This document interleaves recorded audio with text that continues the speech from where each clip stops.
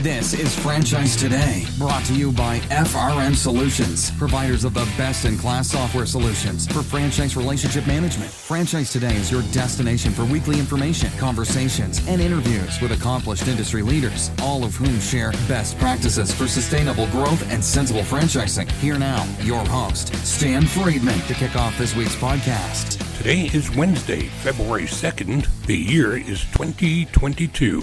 I'm Stan Friedman, and this is Franchise Today. And here we are in the early part of Season 13 and Year 4 of me producing and hosting the podcast solo. And what a better time than that to take a quick trip down memory lane and revisit some of the history that brings us to the start of Season 13. Franchise Today's roots go all the way back to July 9th of 2009, a Thursday afternoon at 2 p.m. Eastern, when Paul Segreto greeted the audience for the first time for what was then the premiere of a program called Franchise Essentials. This at a time when podcasting was just really coming into its own. Then, the show's focus was on the exploration of the early stages of blogging and franchising and the integration of social media into the mainstream marketing of franchise brands. Shortly thereafter, Paul rebranded the podcast Franchise Today and hosted, co-hosted, and produced the program both as a solo act as well as with co-hosts and producers that in those early days included the likes of the Franchise King, Joel LaBava, and social media content creator and blogger Joe Caruso. Then, in September of 2015, while hosting and producing a podcast of my own called Sensible Franchising, it seemed sensible to both Paul and me to join forces and put a new spin on Franchise Today, co-hosted and produced by us both. Paul and I continued on that track for just under 4 years, at which time Paul found the focus of his business shifting more toward working with potential franchisees than with franchisors, while the Franchise Today audience consisted predominantly of emerging ZORs and industry executives. So, on January 9th, 2019, Paul made the pivot and invited me to go solo, taking over the reins of Franchise Today. Now, here we are kicking off Season 13 of the program and Year 4 for me as solo producer and host. And to help me do so from way down under, we will be joined today by none other than the founder of the Franchise Relationship Institute, Greg Nathan. A quick break, and I'm back in 2 minutes or less with the iconic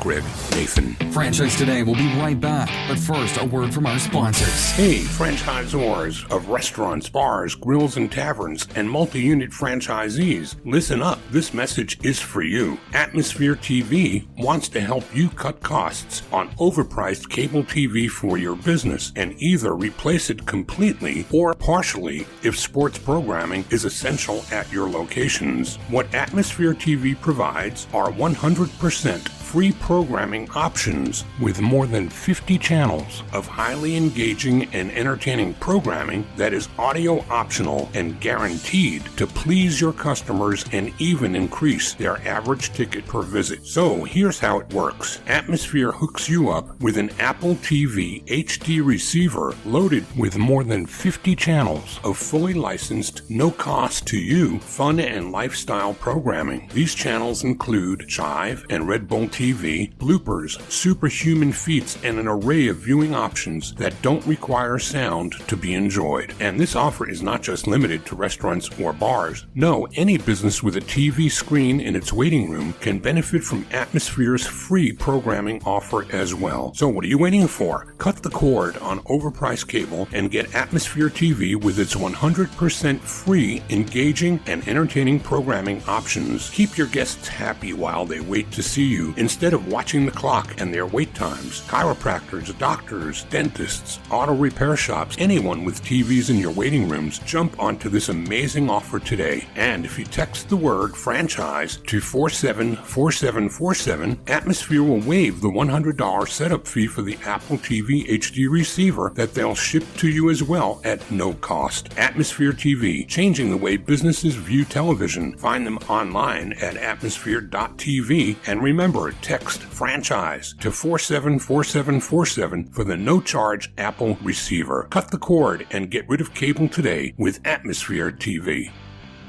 Greg Nathan is the founder of the respected Franchise Relationship Institute and recognized as the global thought leader on the psychology of franchising. He's been a registered psychologist for 35 years and is regularly invited to deliver keynote addresses at franchise conferences around the world. Greg's books, such as Profitable Partnerships and The Franchisor's Guide to Improving Field Visits, are regarded as essential reading for anyone who works in the franchise sector. His numerous franchising models, such as the Franchise E-Factor and the Franchising Wheels of Excellence, are all based on empirical research and have helped shape the way franchising is conducted around the world. Greg's works were not very well known on this side of the planet until Y2K, and as he'll tell you during the interview, that all changed in part thanks to the late Rupert Barkoff and, yes, yours truly. Greg Nathan, welcome to Franchise Today. Hello, Stan. It's a pleasure to be here. This is a long overdue event. I can't believe we've allowed so much time to lapse without actually doing this. We see each other at the convention at IFA each year. And I always say, hey, we should have you on the podcast. And then you go back about your busy life and I go back about mine. And we let the distance between us kind of keep us apart. And I'm happy to have the occasion of starting the 13th season of Franchise Today with you as my honored guest. And we're going to get into a great conversation today about the world of COVID-19 as you've seen it, maybe in a bigger way than a lot of the audience, across many brands, many concepts, and franchise organizations on many continents. So while we've all had a taste of this, I think you've seen a good bit more of it than most. We're also going to look ahead and some of the trends that you're thinking about that should emerge post-COVID. But we must begin the way I always do, and that's to ask you to explain to us where it was and when that franchising discovered Greg Nathan. Well, I was at university studying to be a psychologist, and I had a part-time job with a bakery chain, which was company-owned. They had 12 stores, and I used to go in early, 2 o'clock in the morning. I'd bake bread and I'd help out, set up the shop, and then I'd go home, have a shower, have a bit of a sleep, and head off to university. And so I was in a bit of a rhythm doing that. And the company started to franchise, which I didn't know what that was all about. But occasionally I would be called on to help out with a franchisee rather than a company store. And I found the franchisees to be amazingly refreshing. And I built a bit of a relationship with some of them. I used to manage their stores during the break, the university break. And one of them offered me a partnership to come in, 20%, and he was about to open his third store. And that's when I moved from being a manager or an employee to a franchisee, and that opened up a whole another world of the business to me at that. And this would have been in what part of Australia? This was in Melbourne, and I was studying. I was actually doing a PhD at the time in psychology. I was also had taken on this partnership with the franchise, and I had a crossroads, as we do in life. We have these crossroad moments where you've got to make a big decision. And I realized that I wasn't going to be able to run these three businesses and finish my PhD. And I had to sort of decide what am I going to do? And I thought this business, this franchising side of things is really interesting. And I could see a future for myself more in business than in the academic sphere. So I had a meeting with my PhD supervisor. He was devastated. I told him I wasn't going to continue, and I threw myself into the business. And what I found, Stan, was the relationship that I started to have with the franchisor company was quite strained at times. And when I needed help, often I felt they weren't giving me the right sort of help, whether it was in marketing or, I had some ideas around product development and so on. And then at other times, they would try and boss us and tell us we had to do certain things like they were trying to manage us. So it was this weird relationship of sort of like a pendulum. At times we felt we were being controlled, and at other times we felt we were being left too much to our own devices.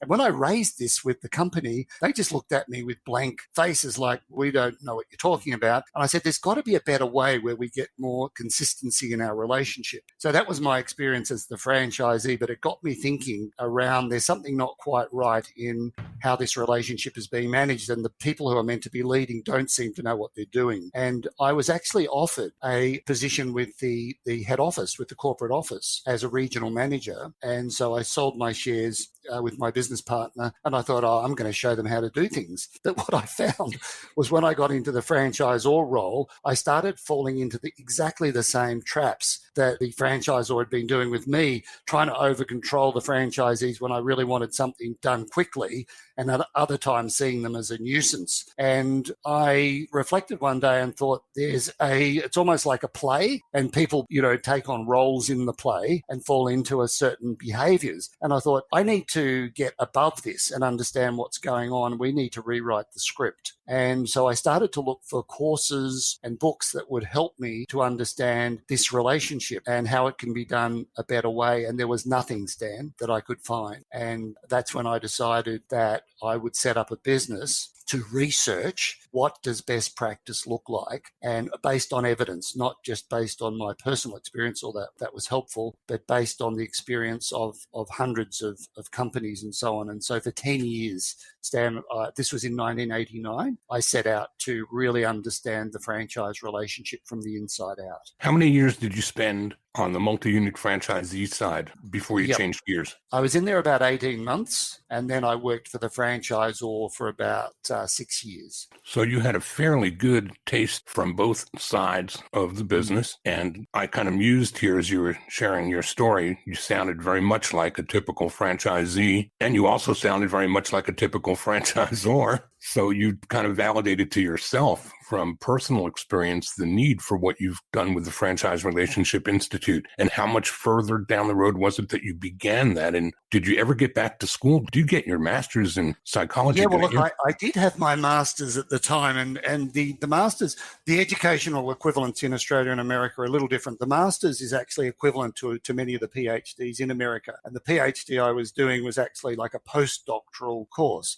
So I was very well academically qualified and very well trained. And what I did, Stan, is in 1989, when I set up the business to really understand franchising better, I then almost went back to school and I started attending psychological workshops to go deeper into, particularly in the relationship side of psychology. And then I started to merge the psychological understanding, what I'd been trained in my research disciplines, with what I was observing in franchise companies. So there's not a formal discipline called franchise psychology, but that's kind of what I was doing, specializing in, because psychology has around 16 separate sub-disciplines. You can do performance sports psychology, there's educational psychology, there's coaching psychology, and so on. So I guess I've started a field called franchise psychology. I think it actually deserves it. I think that you filled a void that could help explain so many of the commonalities that we see. They're predictable, right? Because you've discovered through science how to manage the behaviors that can correct the problems that would otherwise be inherent in the business model. The business model itself is a dichotomy, right? What do you mean a dichotomy? Well, I mean, it's supposed to be an interdependent relationship, but it's managed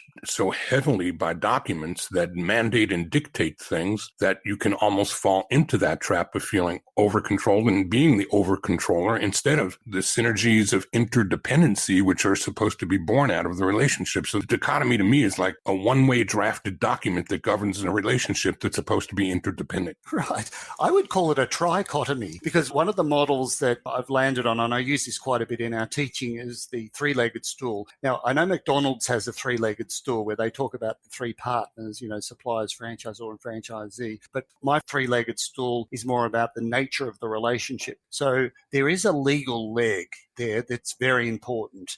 And it's vital that there's clarity over the obligations. Otherwise, you're going to get chaos if people are not clear on their formal obligations and roles and obeying the law and obeying the franchise regulations in whatever state that you're operating and so on. But as you're alluding to, you can't run a business based on legal documents. There's another world which is called the world of money and commerce and marketing and so on. So I call that second piece, Stan, the commercial leg. And that's the reason why companies decide to franchise. And it's the reason why people decide to become franchisees, because they want to achieve certain things in life, and that takes money. The company wants to expand its footprint. It wants to protect its brand. So we've got all those issues around profitability and brand protection and looking after customers. And that's really what's driving the business. So the legal and the commercial need to work together But what I've found is you can have the best legal documents in the world and you can have the best commercial strategy in the world. But if the franchisees cross their arms and say, we don't want to do it, you got nothing. And that brings us to the third leg. And I call that the psychological leg, which is all about, is there trust in the relationship and is there commitment? So the trust side is, do people believe that you've got their back? Do they believe this is a safe strategy? And commitment is, are they prepared to act on it and do something? And without that trust and commitment, nothing's going to happen. And that's the blind spot. What I found through my research is people didn't quite understand, how do you develop trust? What are the conditions that a leader needs to create where the franchisee feels safe in making that commitment to spend money, time, energy to do what the franchisor is asking them to do? Because as you know, Stan, you can't tell a franchisee what to do, or you can try, but all that's going to do is breed resentment. You're going to get a rebellion on your hands because people bought into the franchise often because they want to be in business for themselves, but not by themselves. It's a great saying, but that means there's an assumption I'm going to have a certain amount of independence. You're not my manager, so don't try and control me. So we've got to lead through influence rather than control. And that's what the psychological leg is largely about. So when you began the Institute, how did you go about that? What did you do? And did Brumby's Bakeries become your first client as your laboratory to try to prove up what your research was discovering? Spot on, Stan. I think this journey a lot of consultants and advisors have been on. They cut their teeth within a company and then that company then becomes their first client. So yes, when I decided to go out on my own, at that time, Stan, I wasn't sure whether I only wanted to do franchising. I was certainly wanting to explore people in business, and Brumby's were my first client and they were great and they allowed me to try out some of my ideas. But I started to get other clients, and the big breakthrough, Stan, was there were two actually. One was I ran a course on communications. I called it Franchise Communications, and I had 30 franchisor founders and senior executives in a room together. We were up in Queensland in Australia, and for a day I facilitated discussion. I shared a few thoughts. This was in the early days where there wasn't a lot of franchisors coming together to share best practice. And so from what I could see, this was the first time that a bunch of franchisors had got together being facilitated in an organized way so they could have conversations on very specific topics. And the room was electric. And I could just see the opportunity when franchisor executives come together to share their experience, their problems, their ideas, how powerful that was, because they were all non-competing. And I think they were all amazed. I was amazed. And they said, we've got to do this again. So that really started me off on the journey of education. And our approach to education is 50% we'll deliver concepts, techniques, tools, and 50% is facilitated discussion. And I think that's a nice blend. So that was one big light bulb for me, Stan, in the journey. And the other one was when the head of the Franchise Council of Australia, at the time it was called the Franchise Association of Australia and New Zealand, said to me, this was in the early 90s. For those people who were around at the time, there was a move to cut out middle management. There was like a revolution going on across the world. And there were thousands of middle managers that were being retrenched and were getting these redundancies. And so there was a big influx in franchising. It went through a real boom in those early 90s. And the head came to me and said, we're getting a lot of problems where franchisees feel they're being overpromised things by the franchisor, and there's a lot of conflict that's exploding in the sector. And would you be able to write a book about this? And so I put down my thoughts, and that book just was so popular. They kept selling out and having to reprint it. And that was also a revelation for me about the power of putting your ideas down into a book and making it available to other people. So as you know, I've written several books. Was that Profitable Partnerships? Was that the first book? Well, actually, what happened, Stan, was Managing the Franchisee-Franchisor Relationship was published in 1992, and that was published by the Franchise Association of Australia and New Zealand, and they kept running out of stock. And I kept getting franchisors saying to me, how can I get hold of this book of yours? And they kept changing staff, and I wasn't happy with that relationship. So I decided to rewrite that book. But the Managing Franchisor-Franchisee Relationship was written for franchisors, and I thought it was time we wrote a book for everybody. So my vision for Profitable Partnerships was to write a book that a franchisee could read and go, this makes so much sense. Thank you. This is great. Very helpful in understanding how I can work with my franchisor. But the franchisors could also read it and go, this makes so much sense. It helps me understand how I can build a better relationship with my franchisee. So I actually locked myself away for 3 months, Stan, toward the end of the 90s to say, how can I pour out my heart and my experience and my research into a really easy to read book that would be suitable for franchisees and franchisors? And that's where Profitable Partnerships came from. And then when was it and how that the intersection of Rupert Barkoff, the late Rupert Barkoff, one of franchising's great lawyers here in the U.S. and around the world, but Rupert saw you someplace down under and brought you back to the U.S. as a must-do. It was an imperative. He came to us at the Southeast Franchise Forum and said, I've made a discovery, and we've got to bring this man to the U.S. He's got to be heard. Well, it's very interesting, Stan. What happened? Rupert did come to Australia, but we never met because we kept missing each other. And I got this message. We had a stand at the convention in Australia with my business, and there was a note saying this lawyer from America came, he'd heard about you and he wanted to meet you, but we never physically got to make contact. So I didn't know what he looked like, and I'd forgotten all about that. It was just kind of an interesting note. I thought, that's I must follow him up sometime. When I went over to the IFA convention in 2000, I'd just written Profitable Partnerships, and I took 300 copies across with me, and I was giving them out to people at the convention. This is at the IFA convention because I thought I'm interested in getting feedback from the American market on the suitability of this book. And that night, you know how they have the taste of franchising? And so there's about 1,000 people in this giant room, and I walked in, I didn't know anybody, and I was wandering around, and I just thought, maybe I'll just have a conversation with someone. And there was this guy in the middle of the room, with little horn-rimmed glasses, with a bib on, eating some ribs. And I thought, he looks like a funny sort of an interesting character. I'll say hello to him. So I just wandered over and said, hello, my name's Greg. And he looked at me and he said, are you Greg Nathan? And I was sort of stunned and, yeah, well, are you psychic or something? And he said, I'm Rupert Barkoff. I've been following your work. And so for the next 3 hours, we were just locked in the most interesting discussion about franchising. And that's where that relationship commenced. And at that time, Rupert said, I'm going to bring you back to talk with my franchisor clients and with the Southeast Franchise Forum. And so that's how it all started, Stan. And I remember as though it was yesterday when Rupert brought you and we put together a program at his offices and invited the Southeast Franchise Forum's membership to come and be exposed to the teachings that you had provided. And then I got smitten by that. I made it my mission to get you a space at the IFA convention as a speaker the following year, which we kind of accomplished. And I was very grateful, Stan, for your support. I still am. That was another breakthrough for me because I was extremely nervous. Just before that forum started, Rupert and I were sitting on the side, and the guy from Wachovia Finance they were sponsoring the session, and he was going on about he's got 3,000 staff and, and so on and so forth. And then Rupert leant over to me and he said, don't muck this up. I said, no pressure, thank you. And then Rupert got up to introduce me, and he said something like, we've got 300 lawyers and we do all this legal work specializing in franchising. And then he introduced me, and I stood up and I said, hi, I'm Greg from Australia, and I've got 3 staff.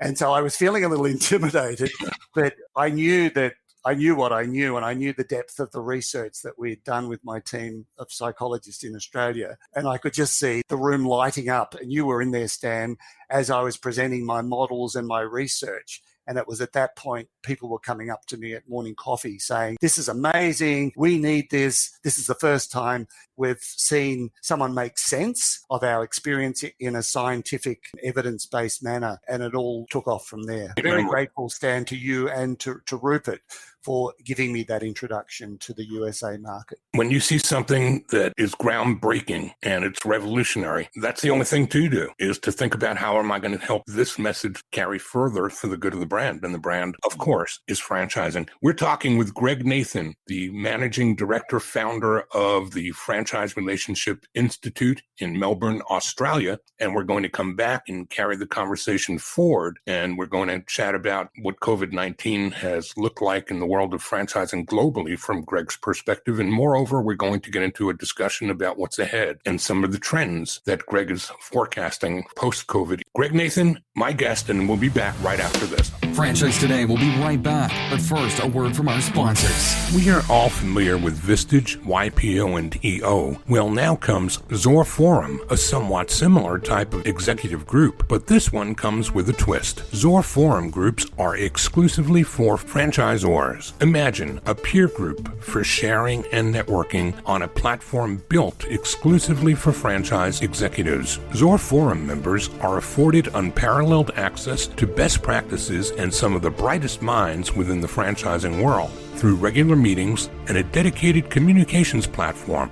In this post-COVID world, a franchise-specific mastermind or peer group is an endeavor worth making time for. Zor Forum groups of 6 to 10 will bring leaders together that are in similar situations, but with exclusivity in terms of their competitive sets, so that each can openly help others benefit from their respective knowledge, perspective, and experience with no fear of competitive loss. Network, learn, strategize, and remain motivated along your journey. Join a peer group, not just any peer group. Join the only one designed for emerging franchisors. Join Zor Forum. Learn more at zorforum.com. That's www.zorforum.com.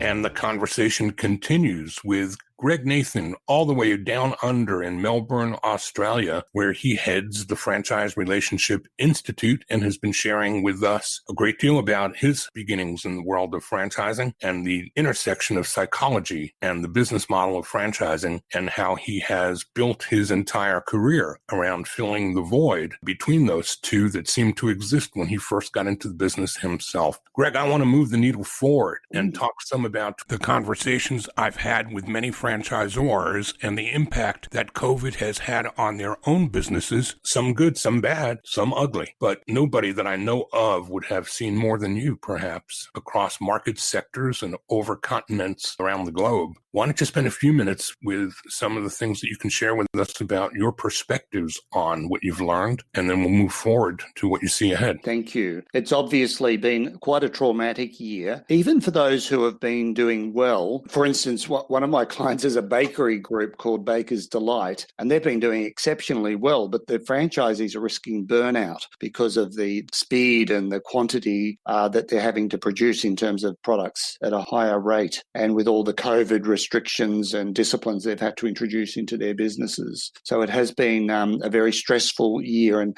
so one of the things I have noticed is a greater awareness around this whole issue of mental resilience, mental health, mental toughness. And it's something I've always been passionate about because, Stan, one of the things we discovered very early on in our research, I'll just talk from the franchisee's perspective for a moment, is that to sustain success over many years, and most franchise agreements are running on average for 7 years, but many franchisees, are running their businesses for over 20 years. It's a marathon. You've got to have high levels of energy and resilience. And COVID has certainly tested that out in people. But the people who have been more successful in adapting have been able to stay calm, think clearly, not panic, and to have those high levels of energy, or what I call vitality. So that's been something that's been validated. But I've also noticed on the franchisor side, Stan, franchising is always stressful for the franchisors. And in my books and things, I often will devote a chapter to franchisor stress because they're being criticized a lot. They're having to juggle a lot of different balls. But the stress of change and having to adapt has really worn a lot of franchisor executives to the bone. And that's caused health problems. It's caused relationship problems in their families and so on. So this has been a very interesting area. This has been a year more than any, hasn't it, Greg, that has tested leadership as well in terms of franchisors being pushed, as you say, to levels that were heretofore never, ever anything like this has been experienced by anyone, much less the franchisor who, as you say, is always under stress to begin with. But leadership isn't just at the top, is it? Doesn't leadership need to prevail from the top down and throughout the organization? And how has that looked to you from your point of view? Well, everybody is a leader in their own right. Everybody's responsible for an area, and good leadership is about igniting that passion and that feeling of responsibility that people want to do their best in their particular realm of responsibility. So one of the things that good leadership understands, and whether you're a franchisor executive or you're operating at the franchisee level, is that it's all about relationships and being able to build relationships of trust and commitment to get people to do the things they need to do. So everybody's focusing on the areas of that they can add the most value. So we call it building supporters. So I'm going to talk about this at both the franchisor and the franchisee level. Remember, I told you earlier on about when I ran that first course and the franchisor executives came together and they lit up about being able to share. Well, what I've found through this year is that those franchisors that have got together in cell groups or mastermind groups or whatever you call them, we've been running some forums here with a lot of facilitated discussion. That's been tremendously helpful at two levels. One is it gives people emotional support, that they feel that there's someone they can share, that old saying, a problem shared is a problem halved. Just basically talk about how they're feeling and get validated that other people have similar feelings. It's normal, it's okay. So that's been quite powerful, and to get encouragement and give encouragement, but also that they're able to listen to each other at a strategic and commercial level about what's working, both in terms of marketing, finance, technology, but also what's working in terms of how they're managing their franchise communications. And I would recommend everybody who's listening to keep those networks alive, those relationships alive, set up conversations with people who you respect and who you get on well with if you're a franchise or executive. And that can be done very effectively through Zoom or these other platforms. But make sure you're also keeping your franchisees connected with each other and obviously with the field consultants and so on to keep those supportive relationships strong. Because during times of stress and uncertainty, the relationships do get strained. You've got to put more energy into your relationships, but you will also get a tremendous return on investment if you've got those solid, supportive relationships. So that would be one element of leadership, Stan. And one thing that we were always recommending, but it's even more important now, is the CEO catch-ups, where the CEO is on a call. It could be a Zoom call, and there's about 10 minutes of that catch-up should be the CEO or senior executives sharing relevant information, relevant updates, relevant changes, and then opening it up to conversation where people can ask questions and they're responding live for about 20 minutes of Q&A. So the session shouldn't run for more than a half an hour, and I'm recommending they should be held at least every 2 weeks, if not weekly at the moment. What would you deem to be the most significant change that you've seen coming out of COVID-19 that probably won't change again? In some cases, we're going to say that this is really not the new normal. We're going to find the old normal again, or some semblance of it. But I think, too, that there are things that are fundamentally changed that aren't going to change back. What would some of those be in your mind? I wouldn't want to be too prescriptive on that, Stan. I think in different industries, obviously, the way products are being distributed is shifting. There was always going to be a move online. Like 8 years ago, I predicted that the move to online shops was going to impact significantly on the franchise relationship, because those networks that are based on bricks and mortar distribution, when the franchisor starts setting up a shop, initially it may be taking 5%, 10%, 15% of the network sales. It was always obvious that was going to grow, and franchise networks needed to come up with a fair and reasonable approach to how we're going to split the sales to the customers in the local areas. But obviously COVID has sped that up. And so online is gone through the roof in terms of customers wanting to buy online. It's not going to probably stay at the level it is at the moment, but it definitely won't go back to where it was before. So I think franchisors are going to have to think more carefully about how do we divide the profit pie fairly between franchisees and franchisors in terms of profit margins when customers are buying a mixture of online ordering and local distribution. Does that make sense? Absolute sense. So I don't think this is a fair thing to ask somebody who's got an MBA in psychology to look into a crystal ball. But I'm going to do that anyway because I'm just irreverent, Greg. What do you see ahead? I've always been passionate about preventing franchisee failure, and I think there's some lessons here. In Australia, there was a government inquiry into franchising. It started 2.5 years ago, and it was due to the actions of some large brands that weren't doing the right thing. And there had been a lot of of complaints, and there was a media investigation over it and so on. But what came out of that was, over the years, a lot of franchisees had failed. You can't prevent failure in business, but I think they'd been exited in a bad way out of the business. So I think the lesson is from all that is, when failure occurs, as it will inevitably happen in all areas of life, not everything goes well, the franchisor has a responsibility to do what it can to help that franchisee exit with dignity and exit in the fairest way possible. Now, that may be emotional support, it could be some exit interviewing, some counselling, just to make sure that they don't just dump them and move on and leave these people who are financially and emotionally traumatized at the failure of a business. Why I'm saying this, Dan, is that there are going to be business failures. This rate is going to go up for obvious reasons. I think franchisors should take an interest in facilitating discussions where stronger franchisees are going to be wanting to buy up the weaker franchisees. And so you're going to see probably an expansion of the existing multi-unit owners are going to be probably buying up some of the weaker territories or units around them. But I think the franchisors should be doing what they can. I know they can't control the transaction, but to see that the franchisees that are outgoing are looked after as best as possible. And in some cases, there may be new partnerships formed where a weak franchisee may bring in a stronger franchisee as an investor in their business, but stay on to run the business. So I think we're going to see some more of these blended business arrangements occur. That would be the first one. I'm not sure what your thoughts on that would be, Stan. I think that you're spot on.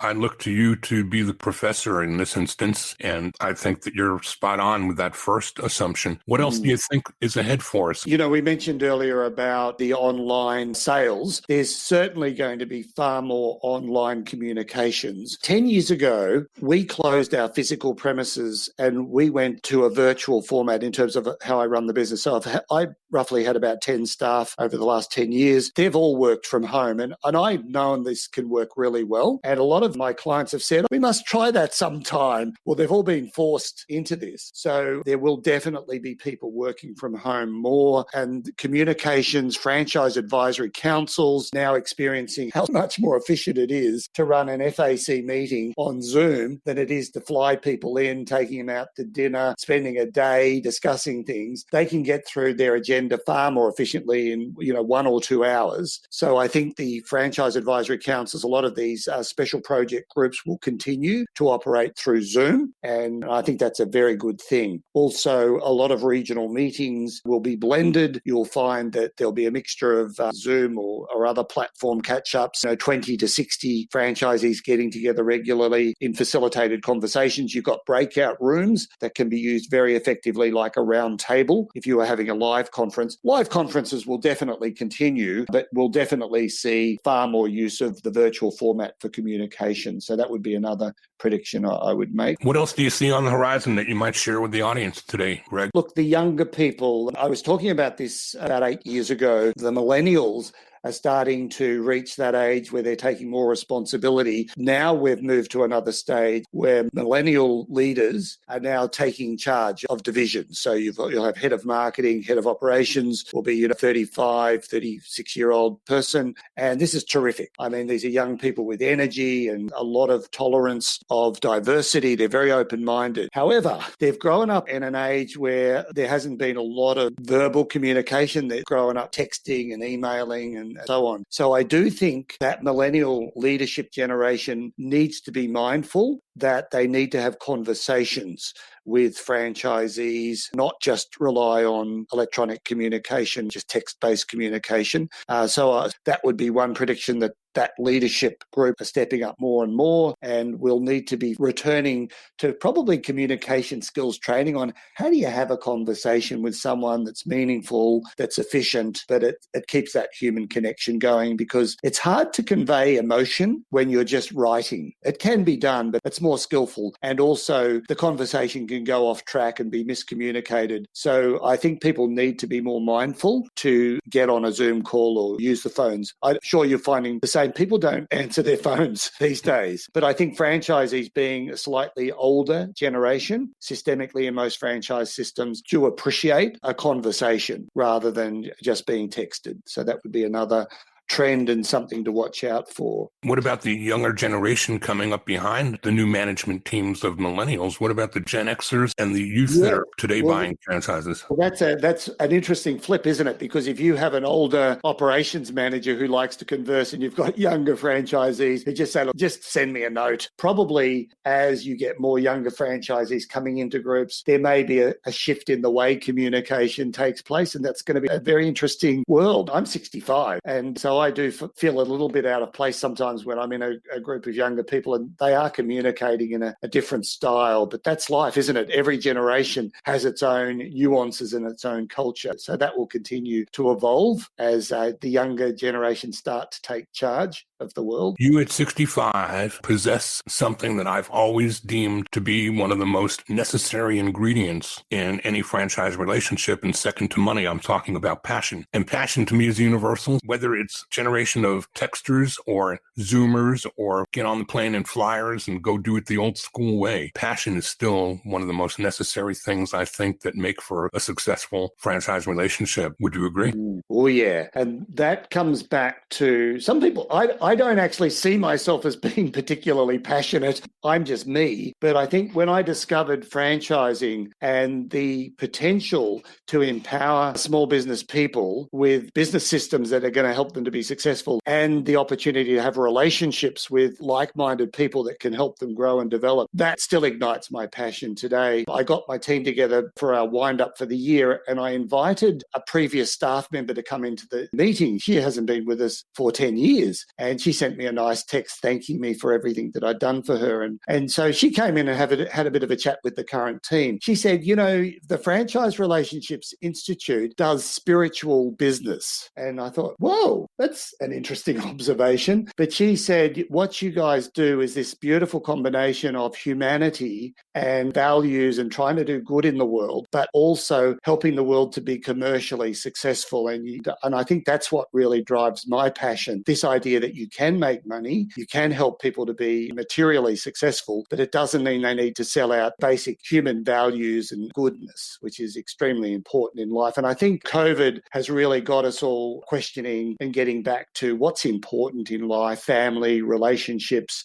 good, wholesome values, telling the truth. This is a big conversation that's been going on. What role does truth and fairness have in life? And I think this is another trend, Stan, that there's going to be far more focus on fairness in franchising. The younger generation are very big on this, that they believe that things should be fair for everybody. And I have to say, from a neuroscience point of view, fairness is genetically programmed into our brains. And it's why people get quite upset if they feel that they're being ripped off or they're not being treated fairly. So I'd be paying attention, if I was a franchisor, to making sure not only that you are doing the right thing, but you are seen to be doing the right thing in terms of fees and in terms of making sure everyone's getting, I talked earlier about the internet, that everybody's getting an equal or a fair share of the pie. Greg, we've come to the point in the interview where time is creeping up on us, and it's the moment where I must ask you if there's anything that I haven't asked that you wished that I did. Yeah, I think franchise advisory councils, Stan.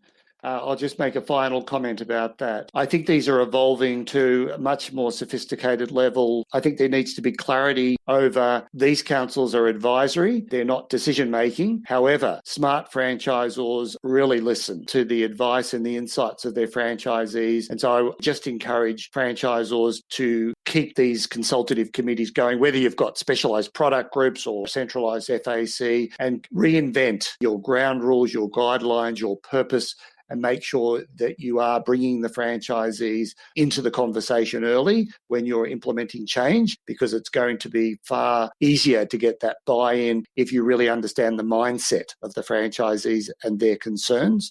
So that would just be another thing to watch out for over the next 12 months. Brilliant. Greg, Nathan, can't thank you enough. Yeah, that was a lot of fun, Stan. Thank you. Thanks for including me.